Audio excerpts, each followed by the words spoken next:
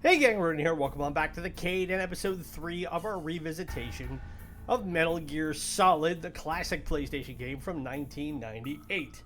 So in the last episode, we had our introduction to Revolver Ocelot. We took him out. We were also introduced to Foxhound's dirty little secret, currently known as the Cyber Ninja, who was nice enough to lop off Ocelot's hand and free the Arms Tech Chief, Kenneth Baker, who we had a long expositional discussion with before he keeled over like the DARPA Chief did in episode 1.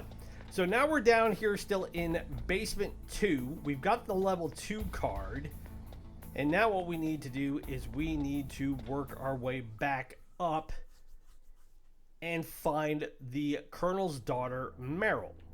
And now in this area we have guards who are out and about as we pick up some more grenades.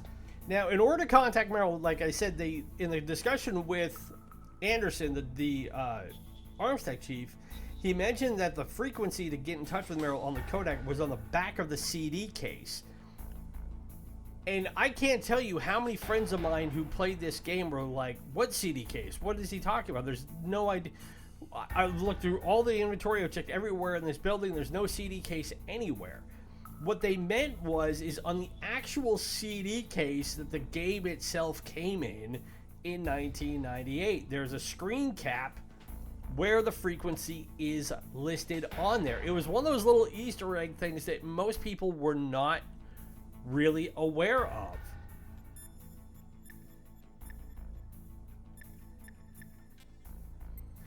And what we want, is we want 140.15.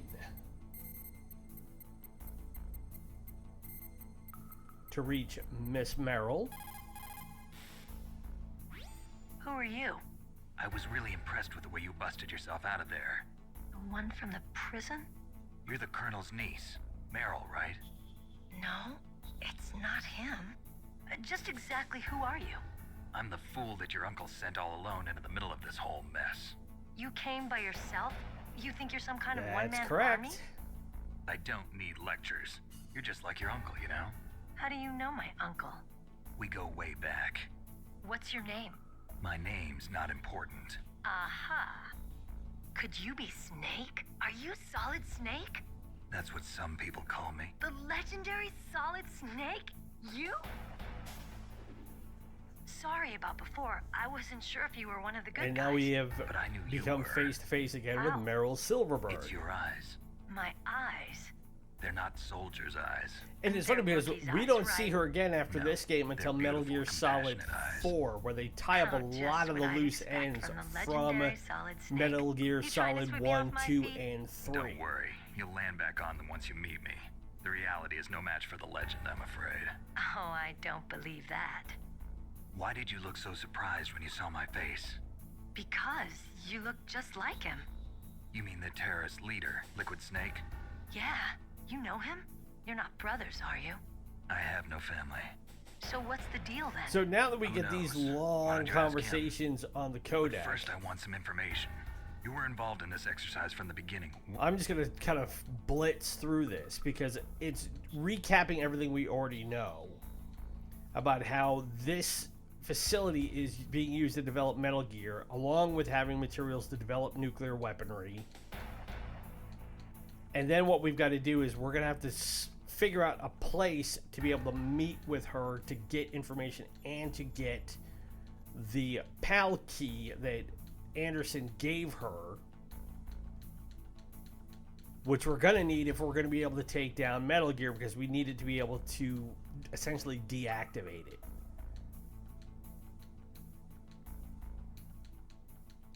But as you can see, this conversation goes on for quite a while, and if we wanted to cut severely into this episode, I could have just let it run.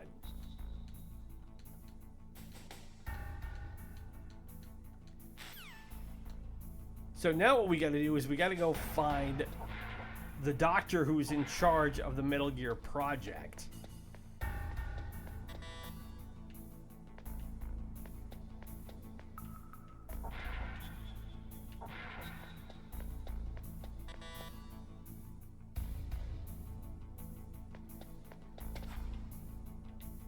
But before we do, we got to come down here.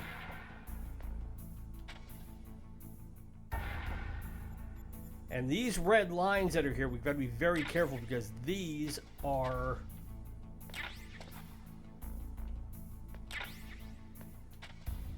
That's a laser net we're crawling under. And if we had goggles that would allow us to see them, we'd be able to see the lines a lot better. But because we're still early on in the game, they don't go out of their way to make it too ridiculously difficult.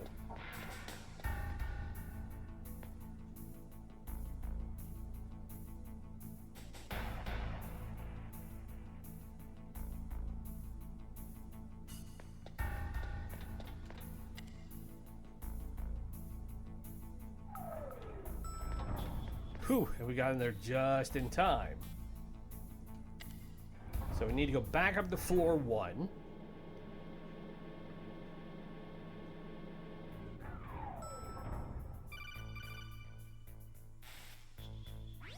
Snake, I unlocked the cargo door for you. Thanks. Where are you? Where I can see ya. Don't move around too much. Don't worry, I'm disguised in this enemy uniform. You won't be for long with the way you walk. What does that mean? Nothing. Listen, Snake, the cargo door is like an airlock. It's equipped with infrared sensors. Be careful. If an intruder is sensed, gas is released. Gas? Okay, so we'll meet at the nuclear warhead storage building. Wait, you said you'd stay put and be a good girl. I changed my mind. Don't course get you careless. That's when things always turn sour. Sorry, but this is the only way I can figure out whether or not I'm cut out to be a soldier. I gotta get my hands dirty. These guys are professionals. You're gonna get yourself killed. See you there. So she was nice enough to open up the main bulkhead door, which will allow us to move on to the next building. But before we do that, we've got to pick up some stuff because we were not able to go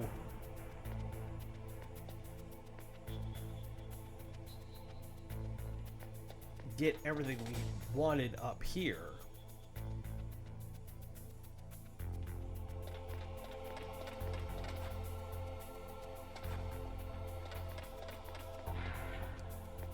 For example, we are now able to come in here and pick up cardboard box A and more chaff grenades, which will be helpful in a pinch. And the legend of the cardboard boxes in Metal Gear is always interesting because, in theory, you put one of those on and it will allow you to hide from guards and whomsoever is out on patrol.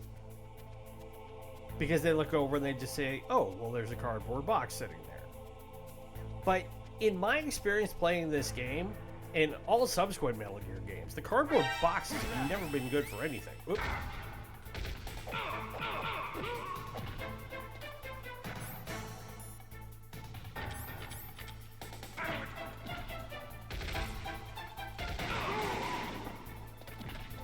Alright, put him down.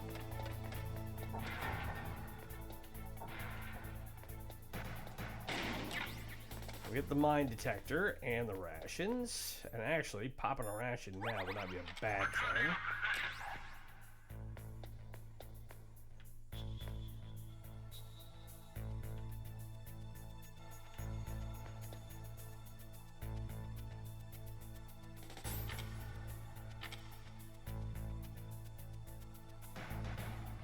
Now that guard is standing up here. So I gotta watch out for him and the camera.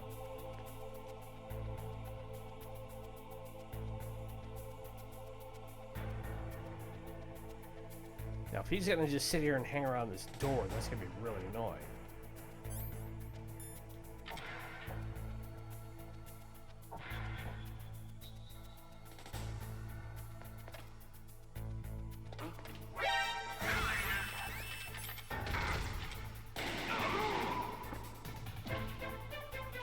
Now the problem is that I don't have any more bullets.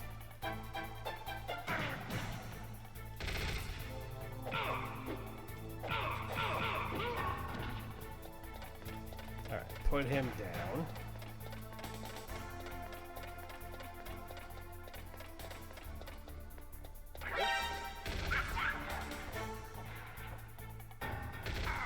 Ow. Ah, and I got shot by the guy down the bottom of the stairs.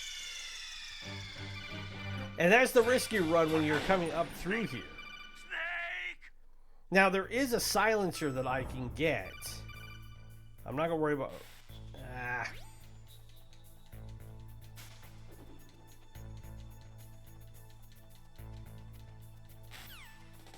Fast forward back through all that stuff. So now I have to go back up and get the mine detector again.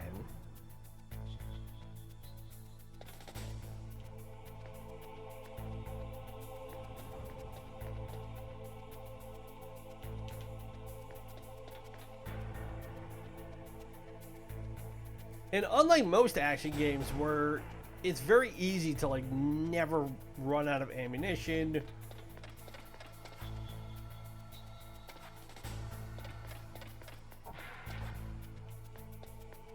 or just become a walking tank of your own right, one of the appeals of Metal Gear Solid was that it was not so simple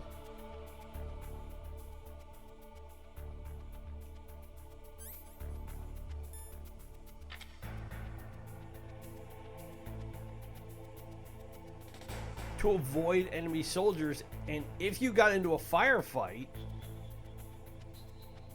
you had to be very conscious of the fact that you only had so many bullets available. Now, if I wanted to, I could very easily go with the machine gun.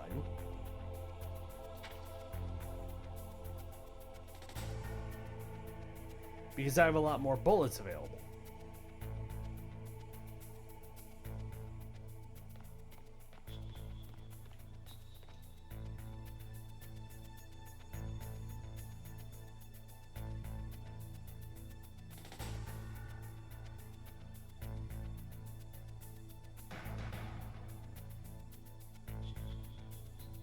So now if I can come over here enough,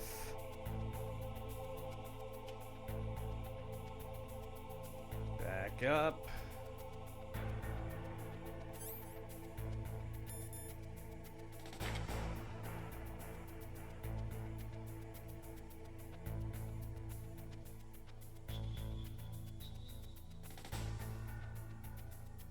Now right now I'm just out of that guard's field of vision.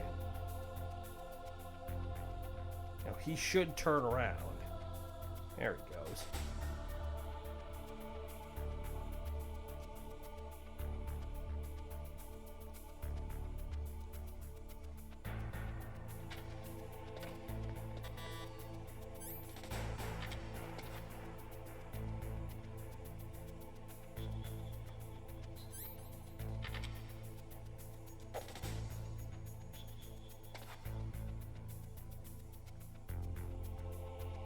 Now, there's also, I should be able to, if I can grab him.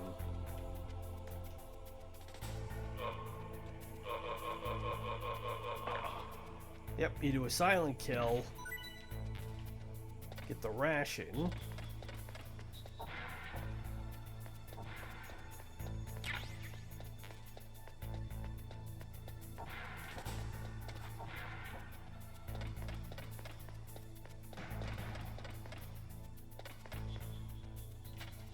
And now that he's dead, and I was able to kill him without raising the alarm, now I can come back down here.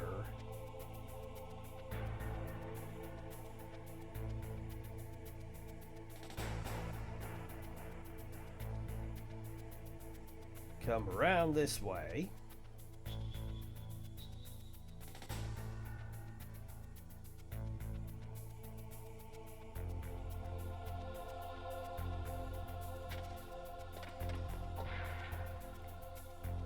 Just sit tight while this camera pans over.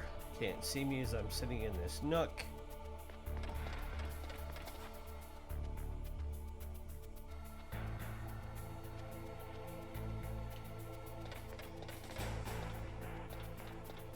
Get down the stairs.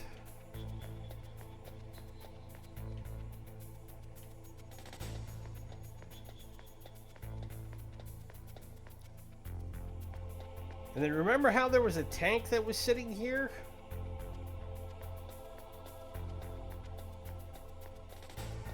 There ain't one here now.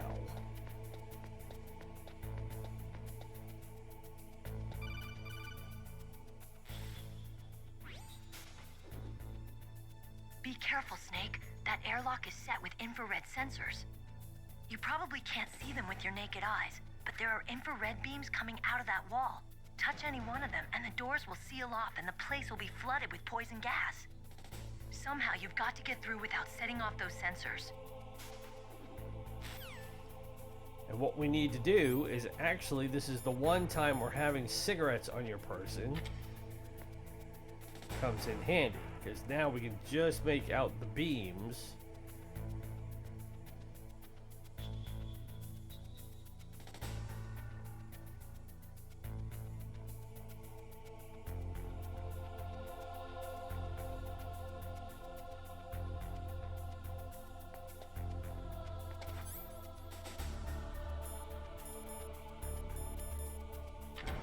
Turn that off, and we're able to come out here. So we're at about 16 and a half minutes in this episode.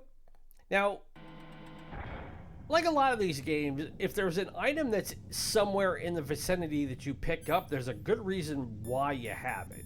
And in this case, that's why this mine detector was up where it was and why it was worth picking it up. Because as you see by those fan-shaped items in front of me, these are all mines. But the nice thing is that you can crawl across them as long as you have the mine detector on, and you can pick them up. And the mines actually come in fairly handy in this game, because later on you will have to deal with enemies that aren't as able to negotiate their way past them as you are. I don't have to worry about picking up the ration.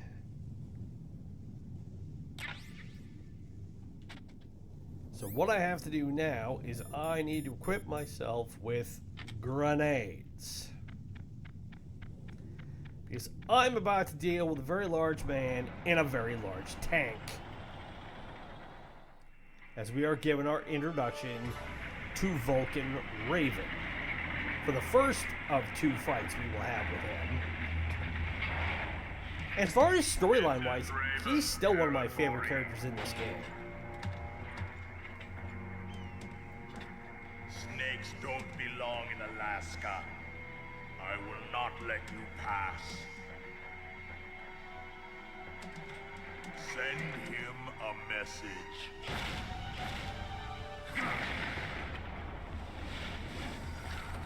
So we obviously have to watch out for that cannon, and we have to watch out for the machine gun that he is manning at the top of that turret. Ground.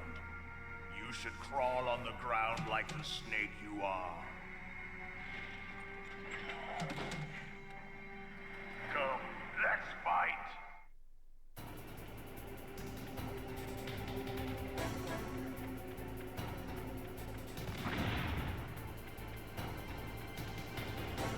We gotta find where the tank is. Then avoid the turret. And there are grenades that are placed all around the area. And don't get run over by the treads.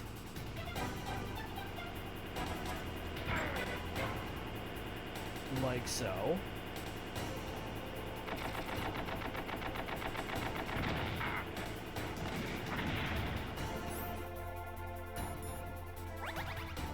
The mine detector is not going to be much use to us here.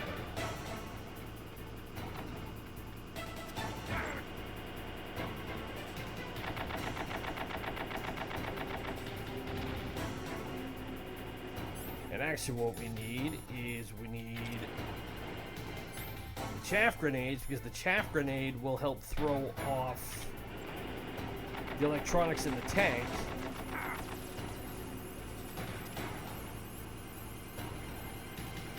Or at least I thought it did.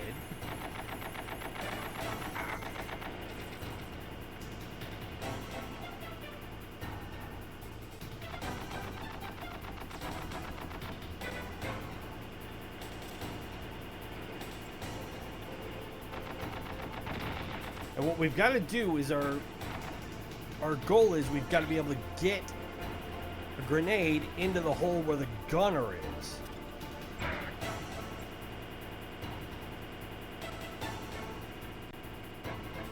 Or have it go off enough that we can do damage to it.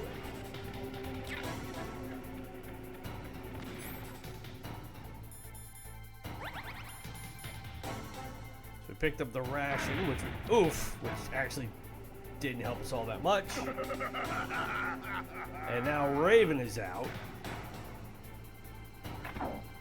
taunting us. And I think I stepped on a mine. Snake, are you okay? Snake? Snake! So let's try this. Whoa.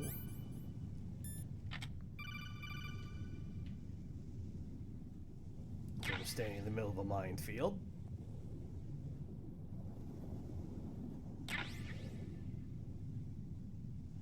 So we can come back through and pick up all these mines.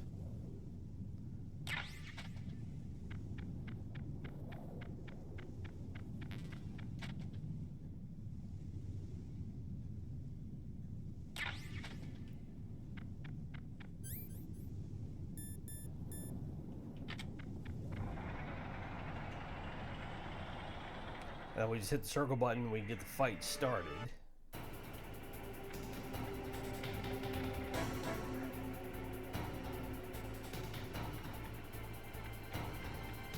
Now, part of it is that we have to kind of lure him out. Just being in a straight fight with him obviously is not going to help us.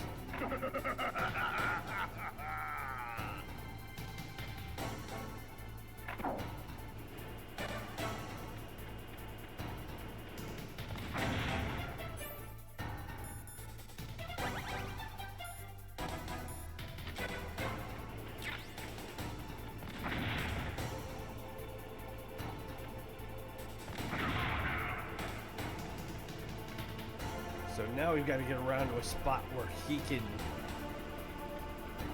There we go.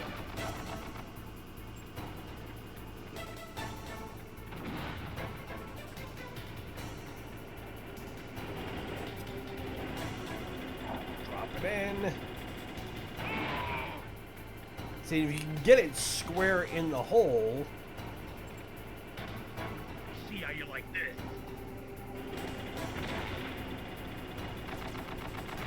then it does a whole lot of damage.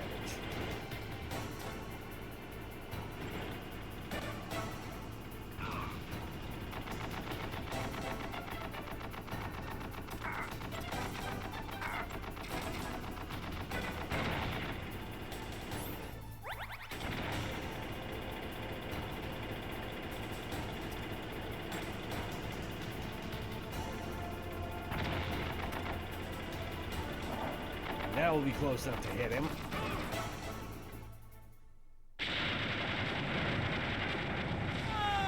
And as you can see, it doesn't take a lot of grenades to do it. You just got to be able to think tactically and figure out how you can get the tank in a position where it can't damage you as much as you can damage it.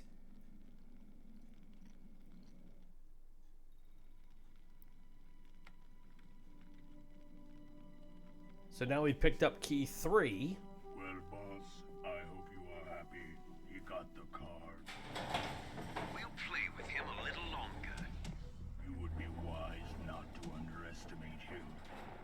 What did you think of him? He is just as you said.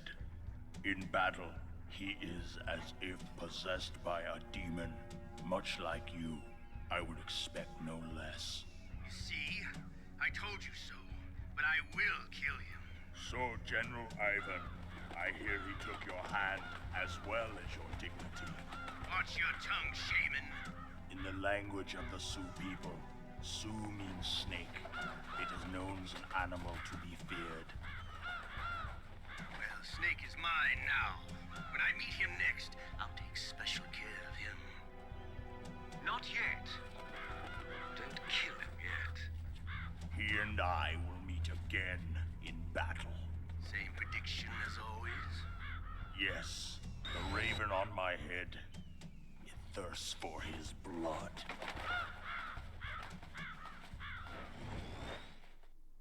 So round 1 of the Snake versus Raven showdown goes to me.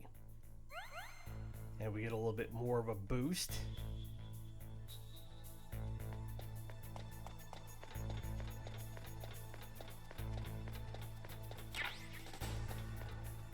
We can look in here and we can see there's a camera, there's a guard, there's a truck, there's another guard. I don't want to be equipped with grenades this time.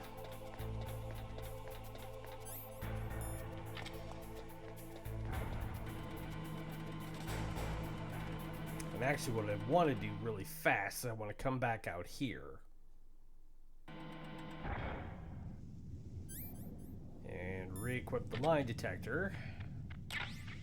Because now I can pick up some stuff that I didn't have capability to grab when I was dealing with the tank. So, and every time your life goes up, you're able to start carrying more stuff. So as you can see, my bullet capacity for the SOCOM pistol is now 73, whereas before it was 49. And I'm also able to carry 16 grenades, 9 chaff grenades, 9 stun grenades, 8 claymores, and 8 pieces of C4, whereas before I could only grab 4 of them.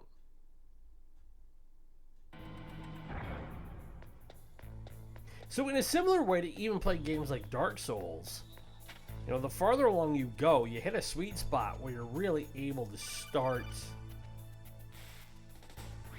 Be careful. You absolutely must not use weapons in that area.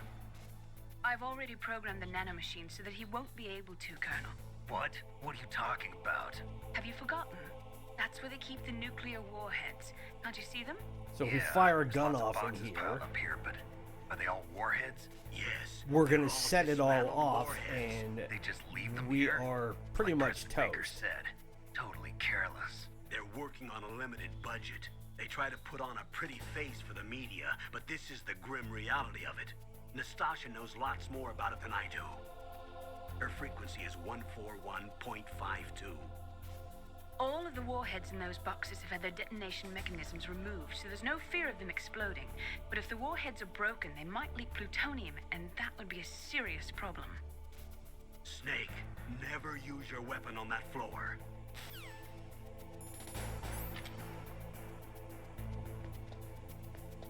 So now I'm sitting here with no capacity to utilize weaponry. I've got one guard there, one guard down there, and a camera. Now I can use the chaff grenades still because they don't do any damage.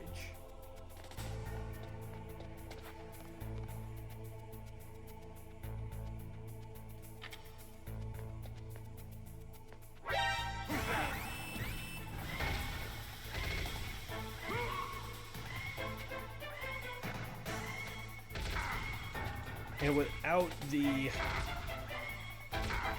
gas mask, I'm dead anyway.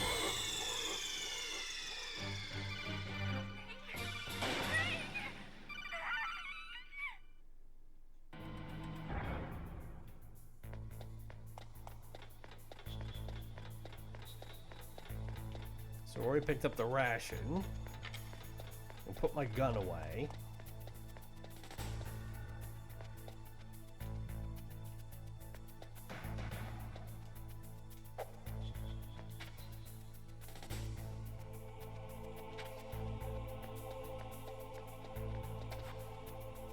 That's what I wanted to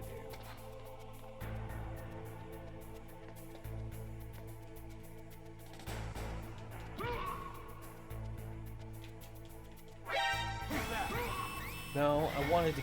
And I'm stuck again because...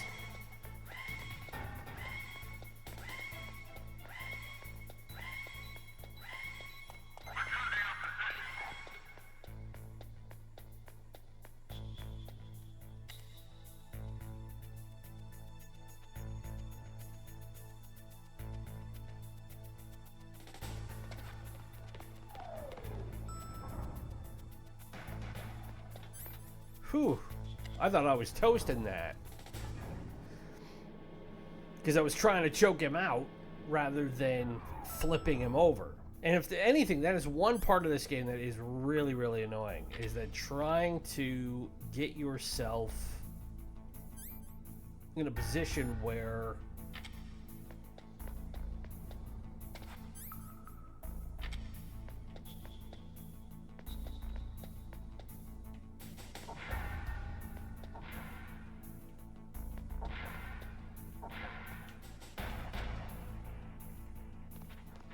you can contend with the enemies and be able to successfully knock them out without getting picked off.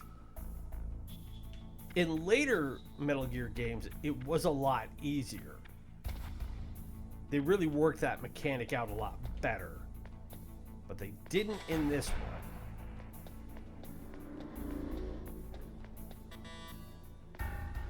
Which is rather annoying.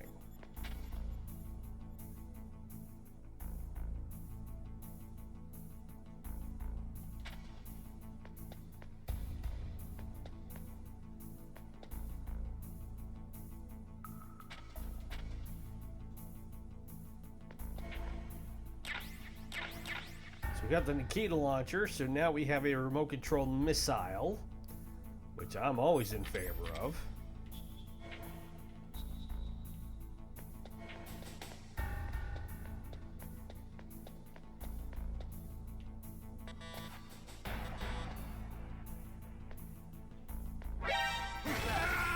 And just like that, I die. So, we are at 32 minutes, so we managed to get through the initial part of the nuclear storage building. We got past Vulcan Raven and the tank. And now we can come in here and pick up some more stuff as we need to and proceed on with the game. So I will pop a ration. And we will call it good here. So in the next episode, we should be able to hopefully find Meryl, because we still got to track her down. And then we got to explore more of this building and figure out how we're going to get to the next part, which is involving finding the doctor in charge of the Metal Gear project. So, again, if you've been enjoying the content so far, best way you can show it, hit the like button, subscribe if you are new, ring the bell to be notified of new episodes as we post them every week. My name is Ronan. It's been great to spend this time with you. Be safe, be well, happy gaming. We'll talk to you in episode 4. Bye.